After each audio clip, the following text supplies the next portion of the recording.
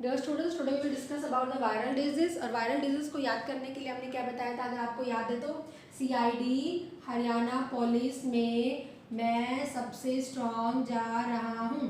इस तरह से मैंने आपको बताया था। सी से कॉमन कोल्ड हो जाएगा, चिकन पॉक्स हो जाएगा, influenza, dengue, hepatitis, poliomyelitis, measles, mumps, SARS, SARS, small pox, Japanese encephalitis, rabies and the AIDS. ये सारे हमारे पास में मैंने आपको डिफरेंट टाइप की क्या बताई थी, मैंने आपको यहाँ डिजीज बताई थी। ओके बेटा, अब अगर हम बात करेंगे यहाँ पे अगर हम यहाँ पे बात करते हैं बेटा, आप डिस्कस करेंगे तो यहाँ हम कुछ वायरल डिजीज के बारे में डिस्क्राइब करेंगे जो आपके सिलेबस में पूछ सकते हैं, हम हर डिजीज के बारे में नहीं करेंगे। ओके, सबसे पहले अगर हम बात करेंगे यहाँ पे आपको एक कॉमन कोल्ड के बारे में बेटा, किसके बारे में बात करेंगे, कॉमन कोल्ड। कॉमन कोल्ड एक वायरल डिजीज होती है और जिसके वायरस का नाम क्या होता है, राइनो वायरस होता है बेटा। क्या नाम होता है, राइनो वायरस नाम होता है इसका। ओके, तो राइनो वायरस जिससे कि हमारे पास किस किस तरह से फैल सकता है, common way mode of transmission है भाई, एयर फैल सकता है जैसे कि छींकने स्नीजिंग से।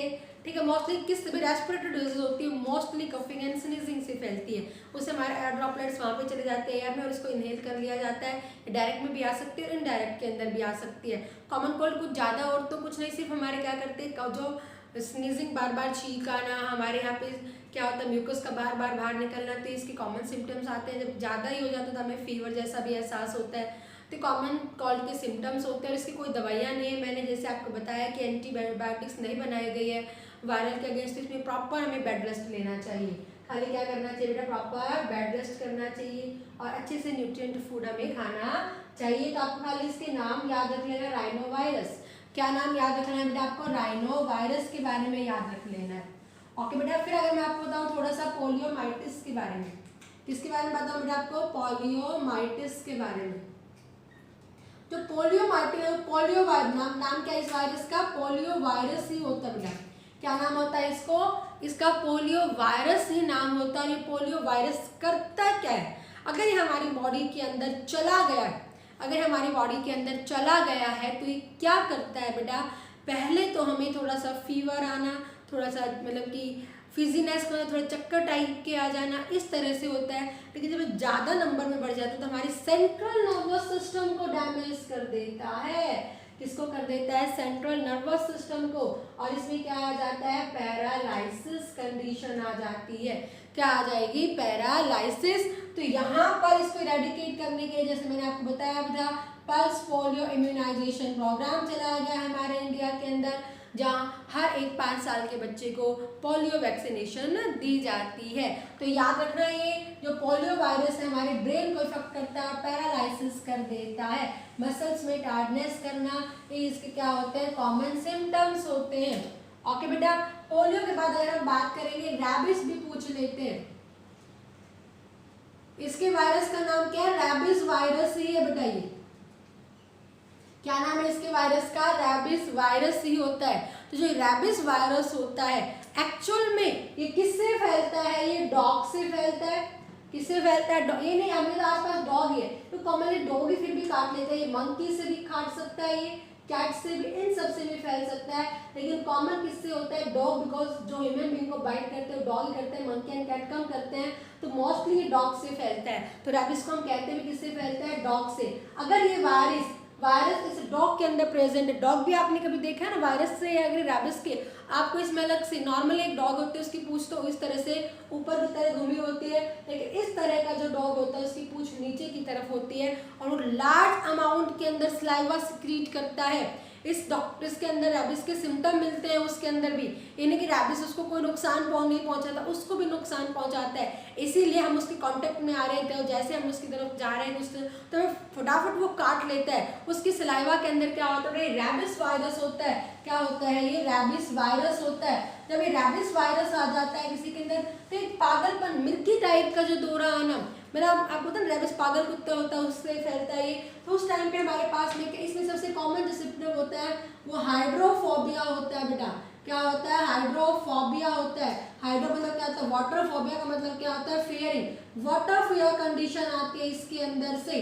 क्या आती है, हमें पानी से डर लगता है, पानी देखते क्या लगता है, डर लगता है। तो इस तरह के कॉमन बुखार भी आता है, कॉमन सिम्टम तो देखने को मिलता है, बट हाइड्रोफोबिया हो जाता है, पानी से डर लगने लग जाता है। तो इसमें अब इंजेक्शंस दिए जाते हैं, आपको सबको पता है कि क्या दिए जाते हैं इंजेक्शन। पहले 14 इंजेक्शन दिए जाते थे, अब उन्हें इंजेक्शन को 5 के अंदर डिवाइड कर दिया गया है। ठीक है बेटा, डोज बढ़ा के कितना कर दिया गया है, 5 के अंदर कर दिया गया।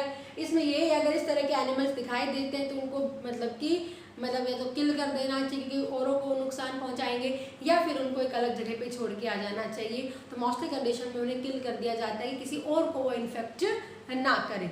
ओके बेटा, उनसे दूर रहना चाहिए। तो ये हमने क्या कहा, रैबिस बताया। क्या बताया बेटा, मैंने आपको रैबिस के बारे में बताया। ओके, देन अगर मैं आपको बात करूँ ये नॉर्मल, अब हमारे पास जो 2 इंपॉर्टेंट डिजीज है, एक हेपेटाइटिस आती है। क्या आती है, हेपेटाइटिस आती है। इसे लीवर जॉन्डिस भी कहा जाता है, पीलिया जिसे नॉर्मली कह देते हैं। हालांकि देखो, एक तो नॉर्मल कंडीशन में पीलिया आता है, लीवर में कहीं डैमेज हो जाता है तो हमारे पास में डाइजेशन नहीं हो पा रहा, या फिर बाइल जूस जो होता है निकलता है और एक्सेस अमाउंट के अंदर सिक्रीट होना शुरू हो जाता है। तो एट दैट कंडीशन में हमारे पास में क्या होता है बेटा, वो बाइल जूस में आपको पता है कि ये हमारी बॉडी पे जमा होने शुरू हो जाते हैं और उसके बाद हमें येलोनेस आती है, तो उसे कॉमनली पीलिया कह देते हैं। तो वो अगर हम नॉर्मल ये वाला लीवर जॉन्डिस हेपेटाइटिस जो मेन वायरस के कारण होता है, अगर ये क्या कर देता है, लीवर को कैंसर भी कर देते हैं, खतरनाक वाले होते हैं। ओके बेटा, इसमें जॉन्डिस इसीलिए कहा गया क्योंकि ये लीवर को डैमेज कर रहा है डायरेक्ट जाके, और लीवर डैमेज होते ही वायरस क्या कर देता है बेटा, हमारे अंदर क्या करेगा बेटा, ये वायरस ये बाइल पिगमेंट वगैरह, वही लीवर ही काम नहीं करेगा तो फिर हमें बाइल पिगमेंट्स हमारी बॉडी से क्या करते रहेंगे, जमा होते रहेंगे, निकाल नहीं पाएगा। तो इस तरह से जॉन्डिस के सिम्टम दिखते हैं। तो ये हेपेटाइटिस मैंने आपको बताया कि लीवर का मेडिकल टर्म में नाम क्या होता है, हेपर, और लीवर से कोई भी चीज़ कनेक्ट होती है जिसे हम क्या नाम देते हैं, हेपेटाइटिस नाम देते हैं। पता है ना सारे बच्चों को, तो इसे हेपेटाइटिस कहा गया है। क्या कहा गया, हेपेटाइटिस। कॉमनली 5 टाइप के हेपेटाइटिस मिलते हैं, हेपेटाइटिस ए,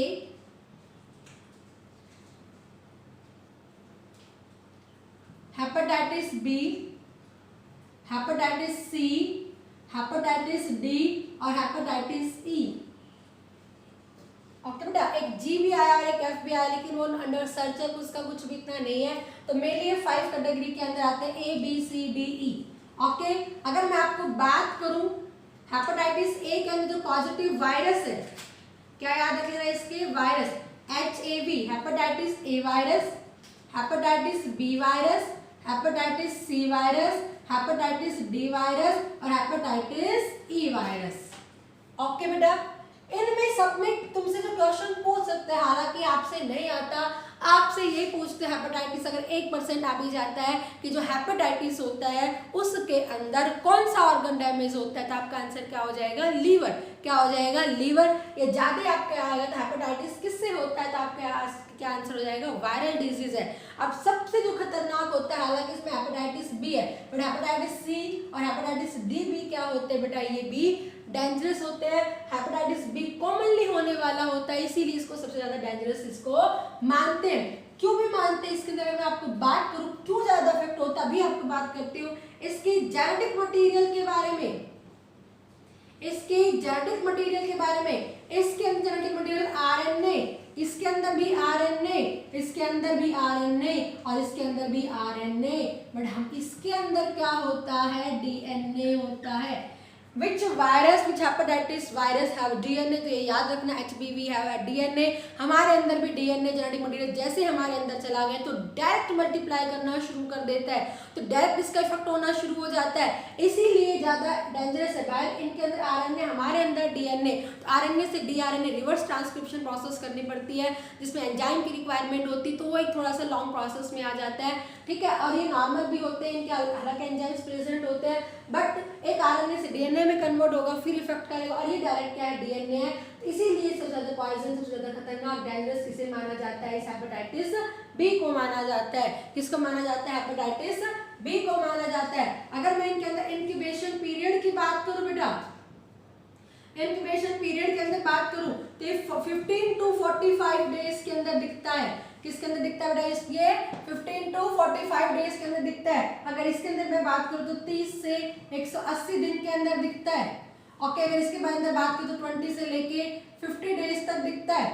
ओके बेटा, अगर मैं यहाँ पे बात करती हूँ तो 30 से लेकर 70 डेज के अराउंड दिखता है। अगर हम यहाँ पे बात करते हैं तो 20 से लेकर 90 डेज के अराउंड दिखते हैं। तो अप्रोक्स होते हैं, हम पर्टिकुलरली ये नहीं कहेंगे भाई इसके अंदर ही, इसमें सिम्टम भी ज्यादा लेट तक दिखाई देते हैं।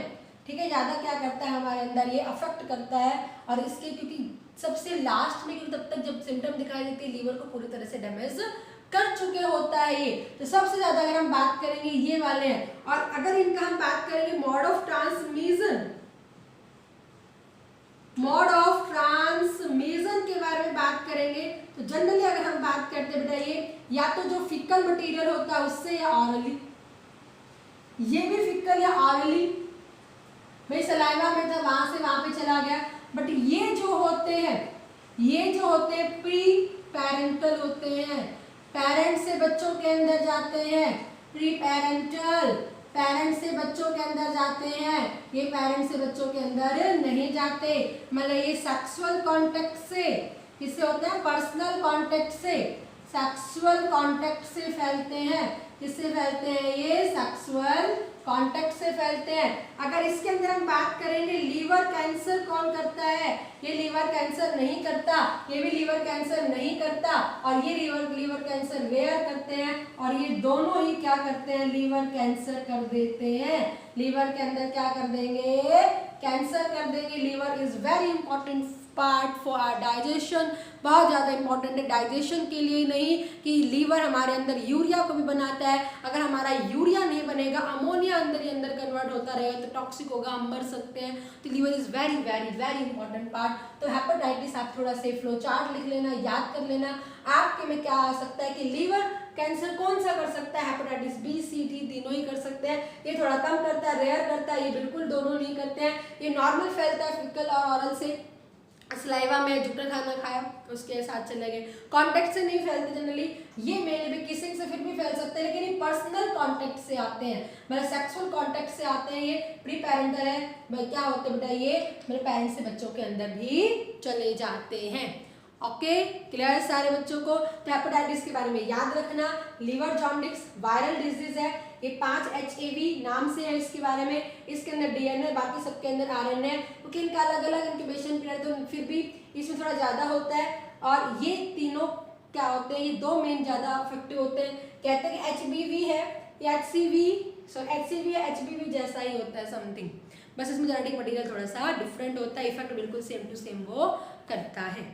क्लियर है बेटा, आगे मेरी बात समझ में। तो हमने क्या करवाया, हेपेटाइटिस, क्या करवाया बेटा, हमने हेपेटाइटिस करवा दिया है। अब जो लास्ट इंपॉर्टेंट है वो मैं आपको क्या करवाऊंगी, लीवर।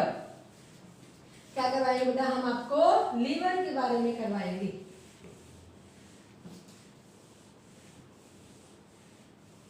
ओके, लास्ट हमारे पास लीवर में क्या करवाएंगे, एड्स के बारे में। हेपेटाइटिस से लीवर याद रह गया, किसके बारे में बात करेंगे बेटा, हम एड्स के बारे में। सबको पता है भाई एड्स, जो चीजें आपसे पूछी जाती हैं एक्वायर्ड नाम से, एक्वायर्ड इम्यूनो डेफिशिएंसी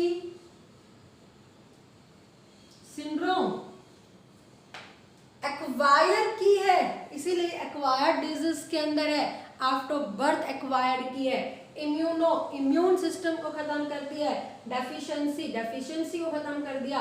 सिंड्रोम को, इससे सिंड्रोम क्यों कहा जाता है, सिंड्रोम का मतलब क्या होता है, कलेक्शन ऑफ सिम्टम्स। क्वेश्चन आता है आपका 9th क्लास के अंदर कि why AIDS is known as a syndrome. हम क्या करेंगे, पूरा अगर हम बात करेंगे, सिंड्रोम का मतलब हमने क्या कहा, कलेक्शन ऑफ द सिम्टम्स, पर जिसकी इम्यून सिस्टम ही कम हो जाएगा, खत्म हो जाएगा, क्योंकि लास्ट में इम्यून सिस्टम ही नहीं रहेगा तो उसको बहुत ज़्यादा बीमारियां लग जाती है और सारी बीमारियों के सिम्टम दिखाई देते हैं। इसलिए एड्स को हम क्या कहते हैं, सिंड्रोम कहेंगे बेटा। क्या कहेंगे, सिंड्रोम कहेंगे, एक्वायर्ड इम्यूनोडेफिशिएंसी सिंड्रोम। इसका जो पॉजिटिव एजेंट है, इसका जो पॉजिटिव एजेंट है बेटा, इसे हम क्या कहते हैं, क्या क्या होता है HIV, ह्यूमन, नाम भी इसका इसी ऐसे ही पड़ गया, ह्यूमन इम्यूनो डेफिशिएंसी वायरस। क्या कहलाया जाता है ये? Human immuno deficiency virus, HIV कहलाया जाता है। अब मैं थोड़ी इसकी हिस्ट्री के बारे में बात करती हूँ कि एड्स किस तरह से लोगों में फैला था। कि 1981 में फर्स्ट टाइम देखा गया था अमेरिका के अंदर। कहाँ इसका जो फर्स्ट पेशेंट है वो कहाँ मिला था? अमेरिका के अंदर मिला था, होमोसेक्सुअल्स के बीच में। कौन थे बेटा वो? Homosexual. The first patient of AIDS is seen in homosexual in America in 1981। Okay बेटा, 1981 के अंदर देखा। इसके अंदर होमोसेक्सुअल्स का मतलब क्या है? जो एक ही जैसे लॉक सेक्स करते हैं, लड़के लड़के मतलब मेल टू मेल और गर्ल्स टू गर्ल्स। मेल को आप गे कहते हो और लड़कियां लड़के को लेस्बियन नाम देते हैं कॉमनली। ठीक है, अब तो हमारे इंडिया के अंदर भी इसका कानून आ गया, मोस्टली जगह कानून आ गया इस तरह से शादी करने के लिए। तो होमोसेक्सुअल्स नाम दिए गए। क्या नाम दिए गए? होमोसेक्सुअल। तो सबसे पहले तो ड्यूरिंग होमोसेक्सुअल जब ये सेक्सुअल इंटरकोर्स होता है उनके अंदर, तो वहाँ पे क्या होता है? रबिंग होती है एक्चुअली जो ब्लड से, तो वहाँ से एक पर्सन के अंदर फैला देखा गया था। तो आपको बस ये याद रखना सबसे पहले कि 1981 के अंदर अमेरिका में होमोसेक्सुअल्स के अंदर देखा गया था। 1984 के अंदर अमेरिका के ही साइंटिस्ट ने, नाम जितने नहीं देते बेटा, इसका याद भी मत करना, पता नहीं अलग अलग कैसे नाम इनके, अमेरिकन साइंटिस्ट थे जिन्होंने इसका बताया कि जो एड्स है इसका जो पॉजिटिव एजेंट है वो एक वायरस है। क्या बेटा? इसका पॉजिटिव एजेंट है एक वायरस, और वायरस क्या होता है बाद में पता लगा HIV होता है। देन हमारे इंडिया के अंदर 1986 के अंदर इन इंडिया, ठीक है, 1986 इंडिया के अंदर देखा गया। और इंडिया में कहाँ देखा गया? तमिलनाडु, चेन्नई में। कहाँ देखा गया? चेन्नई। चेन्नई की मतलब किसकी राजधानी है? तमिलनाडु की राजधानी है। कैपिटल किसकी है बेटा? ये किसकी है? तमिलनाडु, चेन्नई। तमिलनाडु पता है सबको, ठीक है, तमिलनाडु की राजधानी चेन्नई है। तो वहां पर देखा गया, और किसके अंदर देखा गया? प्रोस्टिट्यूट्स के अंदर। किसके अंदर देखा गया? प्रोस्टिट्यूट्स के अंदर। प्रोस्टिट्यूट्स का मतलब क्या होता है? जो सेक्स गर्ल्स होती हैं। क्या होती है? जो सेक्स गर्ल्स होती हैं उन्हें क्या कहा जाता है? प्रोस्टिट्यूट्स कहा जाता है। तो 1981 के अंदर अमेरिका में सबसे पहले देखा गया होमोसेक्सुअल्स के बीच में। 1984 के अंदर की जो ये एड्स है हो रहा है वो किसके कारण हो रहा है बेटा? एक वायरस के कारण होता है। 1986 में हमारे इंडिया के अंदर में फर्स्ट पेशेंट देखा गया प्रोस्टिट्यूट्स में देखा, वो कौन होती है? सेक्स गर्ल्स जो होती हैं। अब अगर हम बात करें कि 90 किस तरह से फैला थी, खाली ये क्या है बेटा? देखो पहला मिला 1981 में था, लेकिन 1960s कहाँ भी कहावत का कही गई है ये, जो अखबार मिले हैं, न्यूज़पेपर मिले हैं। अब आप कहोगे 1960 में नहीं, उसमें बताया गया कि इस तरह से 1960 के अंदर क्या खाया जाता था। ये कहा गया कि मंकी से ह्यूमन बीइंग के अंदर, मंकी उस टाइम मतलब फूड या मंकी से ह्यूमन बीइंग के अंदर कहा गया। और एक अखबार में तो क्या आया कि दूसरा किससे फैला है? मंकी के मांस से फैला है या जो चिंपैंजी के मांस से फैला है। चिंपैंजी के मांस को चिंप कहते हैं। क्या कहते हैं? चिंप, ठीक है, बुचर्ड चिंप। बुचर्ड चिंप का मतलब क्या होता है पता है ना सारे बच्चों को? इसका मांस, तो उससे फैला है। अब किससे कैसे फैला है इसके बारे में कुछ नहीं है, खाली कहा गया है किस तरह से ह्यूमन बींग्स के अंदर फैला है। क्योंकि 1960 के अंदर इन मंकीज वगैरह के अंदर देखा गया था, लेकिन तब तक इन्हीं एनिमल्स के अंदर था कि फैला किस तरह से गया। फिर वहाँ पे आया कि भाई यहाँ ह्यूमन बींग्स के अंदर, तब यानी कि डिस्कवरी हम बात नहीं करेंगे, अगर हम यहाँ पे बात करेंगे ह्यूमन बींग्स के अंदर तो 1960s के अंदर मंकीज से फैला होगा। ठीक है, और उन्होंने क्या कहा यहाँ पे इन टाइम इन्हीं के अंदर देखा गया था। फिर बाद में पता लगा क्या पता इस तरह फैला, लेकिन इसका कोई तथ्य कोई सबूत वहाँ पर नहीं मिला है कि ह्यूमन बीइंग में किस तरह से आया है। ठीक है, जैसे हम कोविड के बारे में बात करते हैं, अभी कोविड कोई कहता है चमगादड़ से, कोई कहता है किस तरह से, किसी को नहीं पता है। इन द सेम वे इसका भी ये नहीं पता, लेकिन इस तरह से क्या है ये फैला है 1981 के अंदर। ठीक है, कहाँ पे? अमेरिका में इसका ह्यूमन में पेशेंट देखा गया था। 1986 के अंदर अमेरिका के अंदर देखा गया था। अगर आप वर्ल्ड वाइड बात करते हैं जो ये है millions of the people are affected by the AIDS and millions of the people die day by day। मरते भी एड्स से बहुत ज़्यादा कि इसकी रिकवरी नहीं होती है। ओके बेटा, अब अगर हम बात करेंगे HIV के बारे में, इसके वायरस के बारे में भी आपको थोड़ा सा ना याद रख लेना। HIV human immuno deficiency virus होता है। इसका जो जेनेटिक मटेरियल क्या होता है? RNA। ये इंपॉर्टेंट है, क्वेश्चन पूछते हैं। आरएनए जेनेटिक मटेरियल होता है, और जिसके अंदर आरएनए जेनेटिक मटेरियल होता है ऐसे वायरस को हम क्या नाम देते हैं, रेट्रोवायरस कहेंगे। क्या कहेंगे, रेट्रोवायरस। एक कॉमन क्वेश्चन पूछते हैं HIV इज रेट्रोवायरस, या फिर और कुछ लिखा मिलेंगे, ठीक है, तो आपका आंसर क्या होगा, रेट्रोवायरस ही आएगा। आरएनए डीएनए इस तरह से आएगा, और रेट्रोवायरस भी यहाँ पे कैसा है, ये आरएनए कैसा होता है आपको याद है, सिंगल स्ट्रैंडेड आरएनए होगा। क्या होगा बेटा, single stranded RNA genetic material मिलता है, और बाहर प्रोटीन की लेयर मिलती है, और इसके आरएनए पे एक एंजाइम प्रेजेंट होता है, रिवर्स ट्रांसक्रिप्टेज। कौन सा एंजाइम होता है यहाँ पे, एक रिवर्स ट्रांसक्रिप्टेज एंजाइम होता है, इसका एक फीचर होता है बेटा ये, ठीक है। सिंगल स्ट्रैंडेड प्रोटीन की लेयर होती है, ठीक है, यहाँ पे, और यहाँ इसके क्या मिलते हैं, सिंगल स्ट्रैंडेड आरएनए, और यहाँ पे इस तरह से ये क्या मिलता है, इसके पास में एक आरएनए रिवर्स ट्रांसक्रिप्टेज एंजाइम मिलता है, ये याद रखना।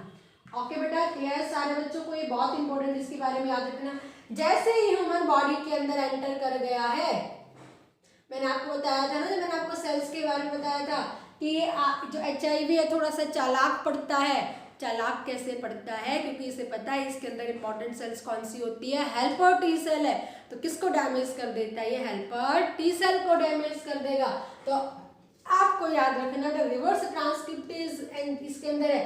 ह्यूमन बॉडी के अंदर जैसे ही एंटर किया है इसने, तो ये हमारी बॉडी में मैक्रोफेजेस के अंदर एंटर कर जाता है। सबसे पहले जिस सेल को इफेक्ट करेगा वो कौन सी होगी, मैक्रोफेजेस। कनेक्टिव टिश्यू में लार्ज साइज की जो क्या करती है, फैगोसाइटिक इन नेचर होती है, मैक्रोफेजेस के अंदर एंटर कर जाता है, और मैक्रोफेजेस के अंदर एंटर करते ही इसके अंदर रिवर्स ट्रांसक्रिप्टेज 3 प्रोसेस होती है बेटा, एक होती है रेप्लिकेशन, एक होती है ट्रांसक्रिप्शन, एक होती है ट्रांसलेशन। डीएनए से डीएनए बनना, डीएनए टू डीएनए बनना, वो क्या कहलाया जाएगा, रेप्लिकेशन, ठीक है। डीएनए से आरएनए बनना, वो क्या कहलाया जाएगा, ट्रांसक्रिप्शन, और आरएनए से प्रोटीन बनना, क्या बनना, प्रोटीन बनना, वो क्या कहलाया जाएगा, ट्रांसलेशन। तो यहाँ इसके अंदर एक रिवर्स ट्रांसक्रिप्टेज, ट्रांसक्रिप्शन मैंने क्या बताया, डीएनए से आरएनए बनना, इसके अंदर जेनेटिक मटेरियल क्या है, आरएनए। एंजाइम कौन सा, रिवर्स। रिवर्स का मतलब क्या होता है, उल्टा।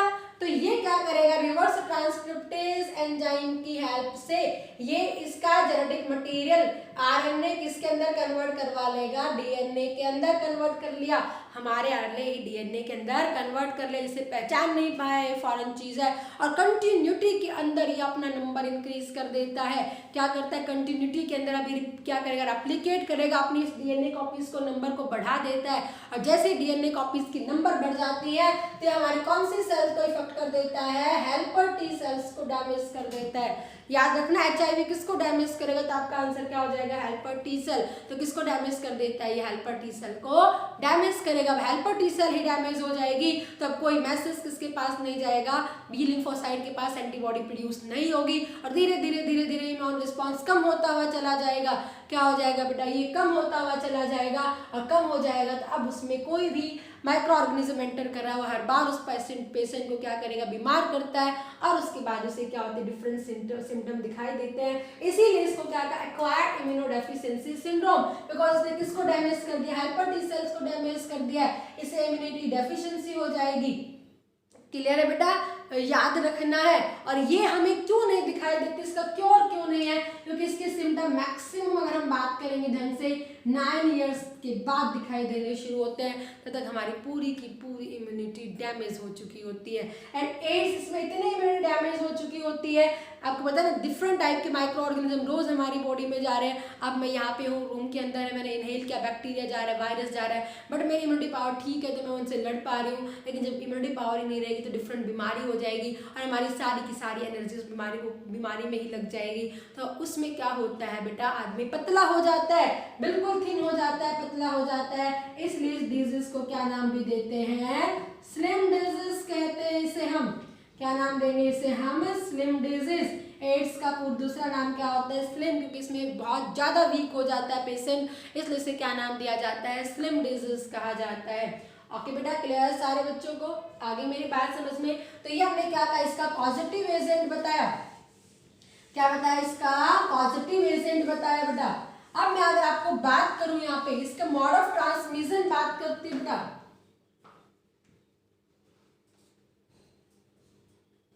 मेन मोड ऑफ ट्रांसमिशन होता है ब्लड के वाया फ्लो में। क्या कहते हैं हम? ब्लड कट लगने के बाद ब्लड में मिक्स होता है, वहां पे जो होता है वो किससे होता है बेटा? इसका फैलने का कारण होता है गले लगने से, किसिंग से, इस तरह से कुछ भी हैंड शेक करने से, एक दूसरे का खाना शेयर करने से, सलाइवा से एड्स नहीं होता है। मेनली ब्लड का ब्लड ट्रांसफ्यूजन मिक्सिंग हुआ तो ध्यान देना, एक ही रेजर को जो यूज करते हैं, इमेजिन करना कोई एक एड्स का पर्सन था, ये एड्स का पर्सन था, यहाँ पे रेजर यूज किया यहाँ पे, और उसने दूसरे पे से उसके थोड़ा कट लग गया, उसका ब्लड उस रेजर पे लग गया और उसी रेजर से दूसरे की सेविंग कर दी से, तो वो उसको एड्स हो जाएगा। सिरिंज होती है, सिरिंज इंजेक्शन था, एड्स वाले पेशेंट को लगा, वो इंजेक्शन इस वाले पेशेंट को लगा दिया, तो भाई ब्लड में जाता है तो ब्लड तो लग ही जाता है वहाँ पे। इस तरह से क्या हो जाता है बेटा? एड्स। ड्यूरिंग हम बात करते हैं सेक्सुअल इंटरकॉर्स में क्यों फैलता है ये? सेक्सुअल इंटरकॉर्स में during rubbing of the sex organs, एक दूसरे के अगर ऑर्गन रप्चर हो जाते हैं तो एक दूसरे का ब्लड ट्रांसफ्यूज हो जाता है, और एड्स पर्सन का ट्रांसफ्यूज हो जाएगा तो क्या हो जाएगा? उसे भी एड्स हो जाएगा। तो मेनली इस तरह से क्या होता है बेटा? फैलता है। प्लेसेंटा वाया भी फैल जाता है, लेकिन नॉर्मल मैंने कहा ना इसको वैसे नहीं फैलेगा, अगर क्योंकि ब्लड का ब्लड मिक्स होना होता है। तो अगर हम बात करेंगे डिलीवरी के टाइम पे प्लेसेंटा अगर उसका रप्चर हो गया है, ठीक है, तो क्या होगा? ब्लड बच्चे के अंदर मदर का ब्लड मिक्स हो जाता है, जिसके कारण क्या हो जाएगा बेटा? उसे भी एड्स हो सकता है। तो याद रखना, ब्लड टू ब्लड ट्रांसफ्यूजन होगा, ठीक है, वो सेक्सुअल इंटरकॉर्स पे हो सकता है, razor series of the AIDS person की, इस तरह से क्या हो सकता है? ये फैल सकता है। एड्स के लिए प्रोग्राम इसीलिए शुरू किया गया है क्योंकि जो एड्स का पेशेंट होता है उसे इग्नोर कर दिया जाता है। क्यों? ऐसे ही नहीं, बस उसे वैसे दूरी बना के रखनी है, ठीक है, बाकी उसके साथ भी एक अच्छा बिहेव करना है ताकि उसे ये फील ना हो कि इस तरह की कोई बीमारी उसे है, और उसमें उसकी किस जरूरी नहीं भाई हम उससे एक्सेस की, जैसे ही उसको किसी को एड्स का लगता है सीधा दिमाग में यही चीज़ आती है सेक्सुअल इंटरकॉर्स से, मतलब उसकी तरफ से हमारे जो नज़रें होती है वो हम उसके बारे में खराब सोचना शुरू कर देते हैं। क्या पता उसको रेजर से फैला हो, क्या पता उसको किससे फैला हो, सिरिंज से फैला हो, किसी और चीज़ से फैला हो, कट लगने से फैला हो, तो हम नहीं कह सकते हैं बेटा इस तरह से उसके अंदर है। ओके, क्लियर है? सारे बच्चों को अनप्रोटेक्टेड सेक्स जिसे हम कहते हैं। तो बस ये थोड़ा चीज़ें ध्यान रखनी है भाई, किसी का जब भी अपना एक इंडिविजुअल अलग से रेजर हो, ठीक है बेटा, बार बार उसको चेंज करते, मतलब ब्लेड को चेंज करते रहना। सिरिंज अगर डॉक्टर जाता है या फिर क्या करते हैं नाक या कान छिदवा देते हैं किसी से, तो उसके एड्स से दूसरे को भी एड्स हो सकता है। तो ये सारी चीज़ें ध्यान में देखनी है। ओके बेटा, क्लियर है? सारे बच्चों को अनप्रोटेक्टेड सेक्स नहीं करना है। तो ये सारे क्या होते हैं, इससे बचने के उपाय होते हैं। क्लियर बेटा? और एड्स को के लिए जो टेस्ट होता है, इस टेस्ट का नाम भी याद रख लेना बेटा, ये पूरा अलग तरह से टेस्ट होता है। एंजाइम लिंक्ड, बात आती है इसमें, एंजाइम लिंक्ड इम्यूनो सॉर्बेंट एसे, एक साउथरन ब्लॉटिंग होती है बेटा, दो टेस्ट होती है इसकी, एक होती है साउथरन ब्लॉटिंग, ये बायोटेक के अंदर आती है, प्रोसेस बड़ी बड़ी प्रोसेस होती है, तब जाके इनका टेस्ट करवाया जाता है। क्या आते हैं हमने क्या कहा? एंजाइम लिंक्ड इम्यूनोसॉर्बेंट ऐसे, और एक हमने क्या कहा? साउथरन ब्लॉटिंग। ये एड्स को रिकॉग्नाइज करने के लिए क्या होते हैं बेटा? टेस्ट होते हैं। इसीलिए तो कहा जाता है कि पूरी बॉडी का 6 महीने में 1 साल में चेकअप करवा लेना चाहिए, क्योंकि अगर इनिशियल स्टेज पर पता लग गया भाई ये वाले इस तरह से हैं, तो हम उसका फिर भी क्योर कर लेंगे, किसी तरह से बचा लेंगे। लेकिन जब हमें पता लगा भाई पूरी इम्यून सिस्टम खत्म हो गई है, तो उसे रिप्लेस करना इम्पॉसिबल होता है इस तरह की बीमारियों के लिए। ओके बेटा, तो हमारी कौन सी डिजीज पूरी हो गई है? Viral disease, important viral disease हमने पढ़ ली है। तो हम क्विक रिवीजन ले लेते हैं वायरल डिजीज के बारे में, फटाफट से रिवीजन ले लेते हैं। पहले मैंने आपको सबसे पहले क्या बताया था? Common cold. Okay, common cold हमने क्या बताया था? राइनो वायरस के कारण होते हैं। उसके बाद मैंने आपको क्या बताया था? रैबिस बताया था। रैबिस वायरस के कारण होता है, इसके अंदर मेनली क्या होता है? हाइड्रोफोबिया, पानी से डर लगना शुरू हो जाता है, पागल कुत्ते के काटने के कारण होता है, इंजेक्शन लगवाए जाते हैं। फिर मैंने आपको क्या बताया था? पोलियोमाइटिस, जो किसके से होगी बेटा? पोलियो वायरस से होगी।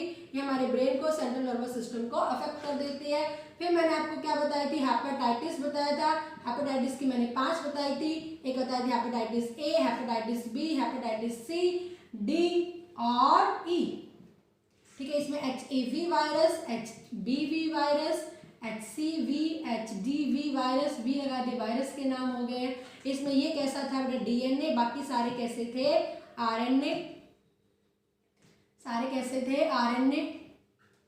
ये और ये था एक फिकल से, ओके बेटा, लीवर है तो वहाँ फिकल से हो सकता है, या फिर ऑरल से, ये भी फिकल या ऑरल। ये सारे कैसे थे प्री पैरेंटली, मतलब during sexual course, sexual intercourse मतलब जो पर्सनल कांटेक्ट होता है उससे, क्लियर। और ये जो है अगर हम इन दो की मेन बात करें तो क्या कर देते हैं, लीवर कैंसर कर देते हैं। क्लियर है सारे बच्चों को, आगे मेरी बात समझ में। और लास्ट में मैंने तुम्हें क्या बताया, एड्स एक्वायर्ड इम्यूनोडेफिशिएंसी सिंड्रोम, इसका पॉजिटिव एजेंट क्या होता है, HIV होता है। HIV कैसा होगा, रेट्रोवायरस होगा। क्या होंगे, सिंगल स्ट्रैंडेड RNA होंगे। हमारी बॉडी में जाके सबसे पहले इसने किसको अफेक्ट कर दिया है, मैक्रोफेजेस को अफेक्ट कर दिया है। और वहां जाके रिवर्स ट्रांसक्रिप्टेज जो एंजाइम था, कौन सा एंजाइम था, रिवर्स ट्रांसक्रिप्टेज एंजाइम था। क्या कर दिया इसने, रिवर्स ट्रांसक्रिप्शन प्रोसेस की, और इसका RNA किसके अंदर कन्वर्ट हो जाएगा, DNA, अपनी कॉपी बना लेता है, और ये किसको डैमेज कर देती है, हेल्पर T सेल्स को डैमेज कर देगी। ओके, इससे इम्यून रिस्पॉन्स कम हो जाएगा, डिफरेंट डिजीज उसको लग जाती है। क्लियर है बेटा सारे बच्चों को, आई होप आपको समझ में आ गया होगा। तो हमारे पास क्या होगी, वायरल डिजीज, एक हमारा लास्ट टॉपिक बचता है इन्फ्लेमेशन के बारे में। ओके बेटा, और एक इम्यून रिस्पॉन्स तो मैं आपको नेक्स्ट वीडियो के अंदर उसको बताती हूँ। ओके।